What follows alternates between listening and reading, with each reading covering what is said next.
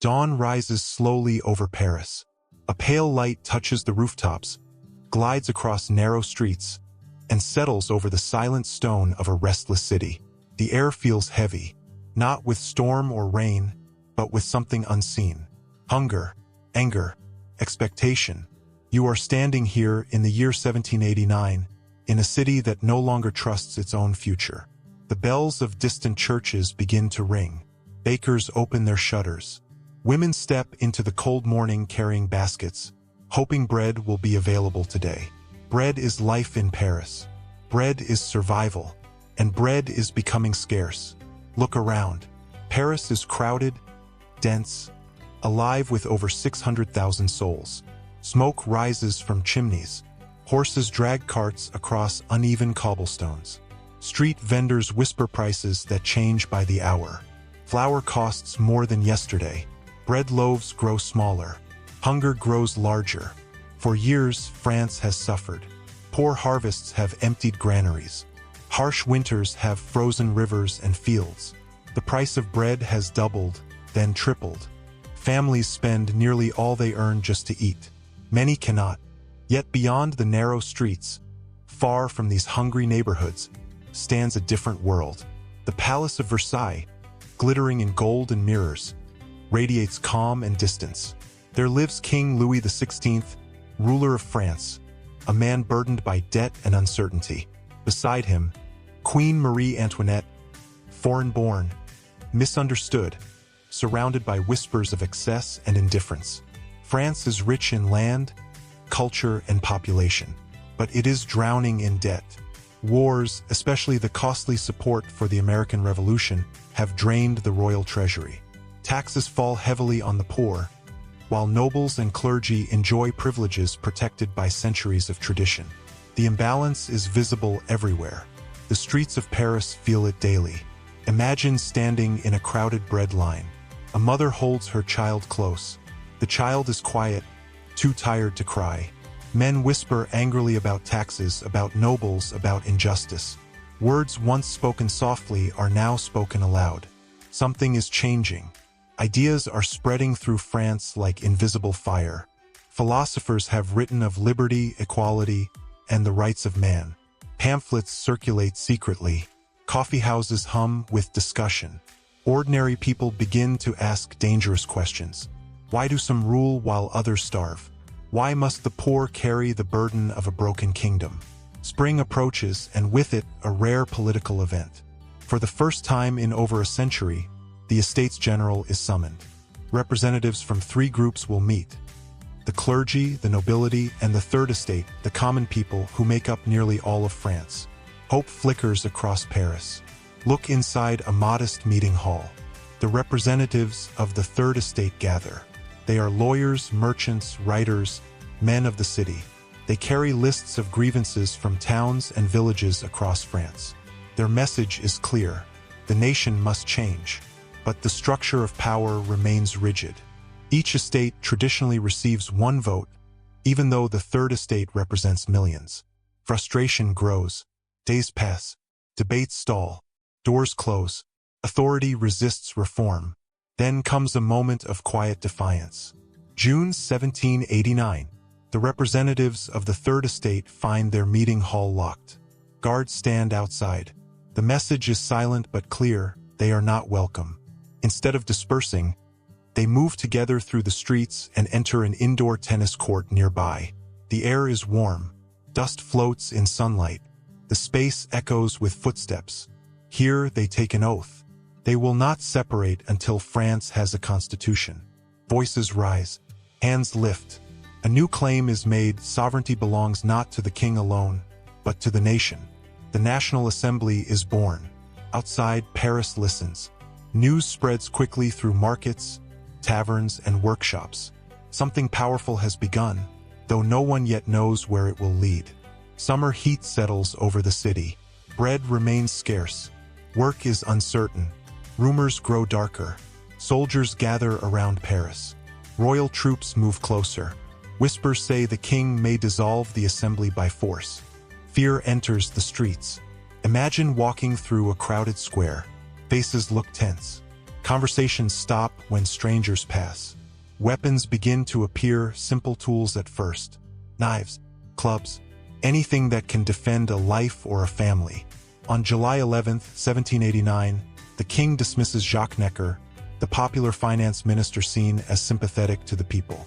Paris erupts in anxiety. Crowds gather. Anger grows. The city feels on edge, like a breath held too long. 2 days later, tension breaks into motion. Morning, July 13th. Bells ring urgently across Paris. Citizens begin forming militias for protection. Armories are searched for weapons. Crowds move with purpose now, no longer scattered, but united by fear and determination. You follow the flow of people through narrow streets toward a massive stone fortress rising above the eastern district, the Bastille. The Bastille is old, dark, and imposing. Its thick walls and towering battlements cast long shadows. Officially, it is a prison. Symbolically, it represents royal authority, secrecy, and fear. Inside are only a few prisoners, but that is not why the crowd has come. Gunpowder is stored here. The crowd grows larger. Thousands now stand before the fortress. Voices call for surrender. Negotiations begin. Hours pass. Heat presses down. Anxiety thickens. Suddenly, confusion. A shot, then another. The battle begins. Smoke fills the air. Citizens fire muskets. Some climb roofs. Others drag cannons forward. The fortress fires back. Stone chips fall. The sound echoes across Paris. Time seems suspended between fear and courage. By late afternoon, the Bastille surrenders. The gates open. The fortress falls into the hands of the people. Cheers rise, mixed with exhaustion and disbelief. Chains are broken. The symbol of royal power has cracked. Word spreads through Paris like wildfire. Crowds celebrate, but beneath the celebration lies something deeper. A realization. The people have acted. Authority has been challenged. History has shifted. Evening descends. Smoke drifts across the sky. Lanterns glow in the streets. Parisians speak in hushed voices about what they have witnessed. Some feel hope. Others feel uncertainty. All feel change.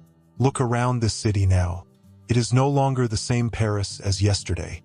The balance between ruler and people has moved. The old order trembles, though it still stands. In quiet homes, families share thin meals and speak of freedom. In guarded palaces, officials whisper of rebellion and control. Across France, news travels slowly but steadily. Something has begun in Paris. The night grows calm, but it is not peaceful. Beneath the silence, forces are moving, social, political, human.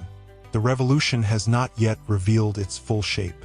It is still forming, still uncertain, still fragile.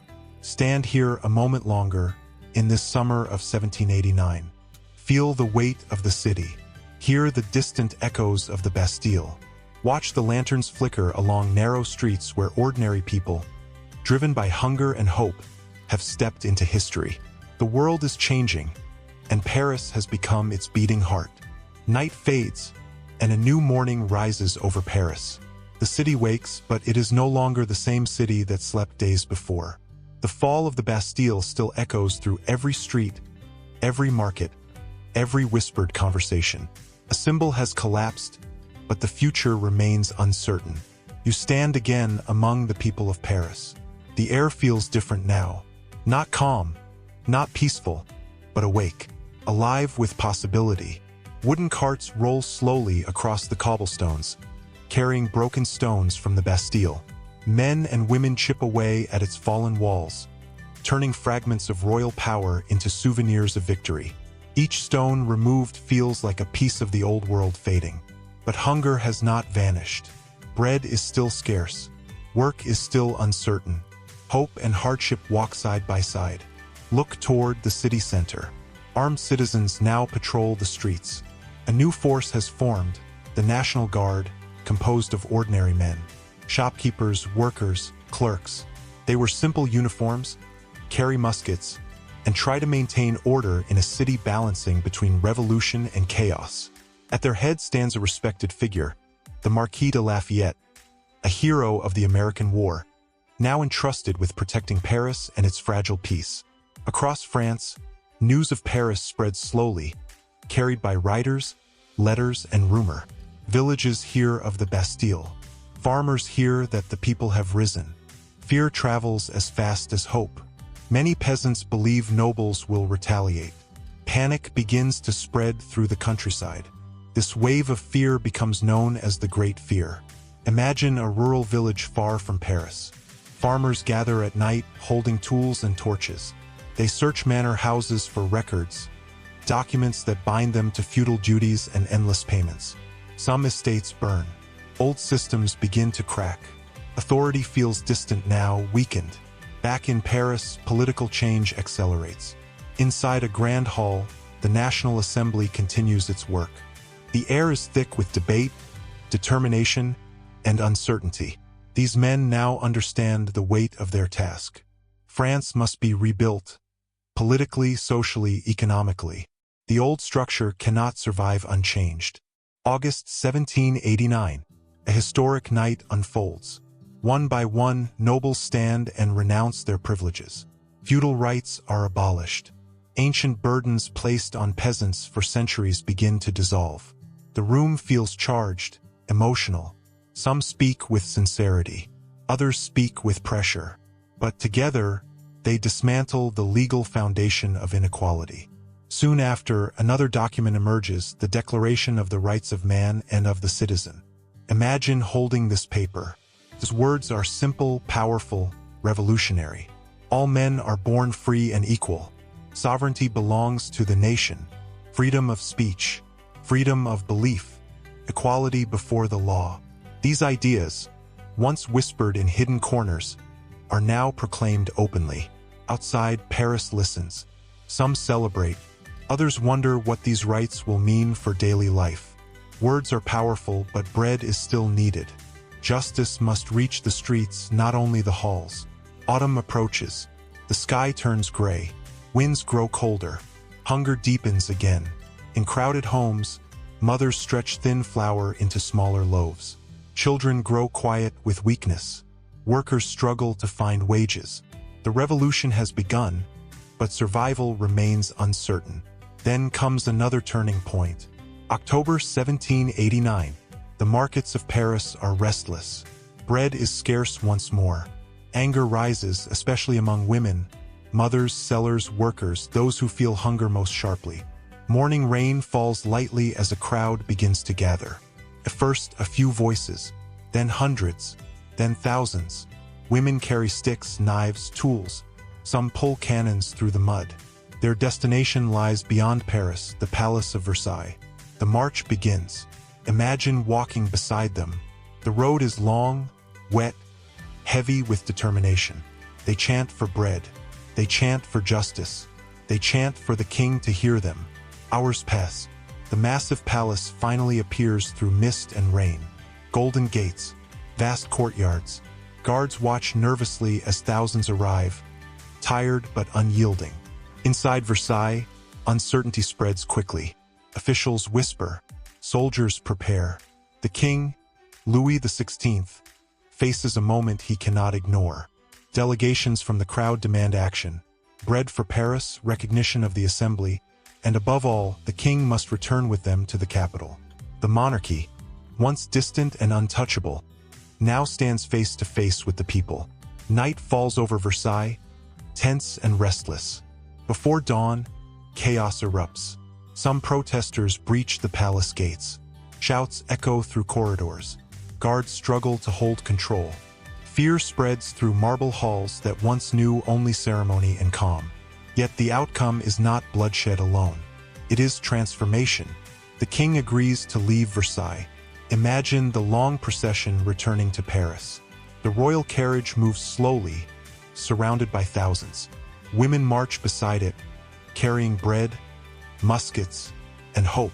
The king, once distant ruler of a vast kingdom, now enters Paris under the watch of his own people. The center of power shifts. Paris becomes the heart of the revolution, politically, emotionally, symbolically. The king now resides in the Tuileries Palace, no longer shielded by distance, but surrounded by a restless nation. Winter approaches. Inside Paris, life continues in fragile balance. Bakeries open early. Workshops struggle to operate. Political clubs form, spaces where citizens debate the future of France. Newspapers multiply. Pamphlets flood the streets. Voices grow louder, sharper, more divided. Some seek constitutional monarchy, a king limited by law. Others imagine a republic free from monarchy entirely. Ideals begin to separate people who once stood united against the old system. Look into one of these political gatherings. Candles flicker. Faces glow in warm light. Citizens argue passionately about liberty, justice, and the future. Words now shape reality as much as actions. Yet outside these halls, ordinary life continues. A father repairs shoes by dim light. A mother cooks thin soup over a weak fire. Children sleep close together for warmth. The revolution lives not only in speeches and assemblies, but in these quiet rooms, where survival remains the most urgent struggle. Spring returns to France in 1790. Church bells ring, but even religion is changing. The assembly restructures the church, placing it under state authority. Priests must swear loyalty to the nation. Some agree, others refuse. Faith and revolution begin to collide, creating new tensions within families and communities. Meanwhile, the economy struggles. Inflation rises. Jobs remain uncertain. The revolution promises equality, but daily hardship persists. Hope and frustration grow together. Stand once more in the streets of Paris. The city is no longer asleep, no longer silent. It is alive with movement, argument, belief, and fear. A society is being reshaped in real time, not by kings alone, but by ordinary people, bakers, workers, mothers, soldiers, thinkers. The old world has cracked open, but the new world is not yet stable. The revolution has begun, but its path is unpredictable. Triumph and tragedy walk side by side, still unseen in the distance. Evening settles over Paris again. Lanterns glow softly along narrow streets. The sound of distant voices drifts through open windows. Somewhere a child laughs. Somewhere a family worries about tomorrow's bread. Somewhere citizens speak of liberty with quiet determination. Stand here in this moment between worlds, between monarchy and nation, between fear and hope, between the past and the unknown future. The French Revolution did not begin in a single day, nor with a single act. It began in hunger, in ideas, in courage, in ordinary lives pushed beyond endurance. It began when people believed history could change, and that they themselves could change it. Paris breathes slowly under the night sky.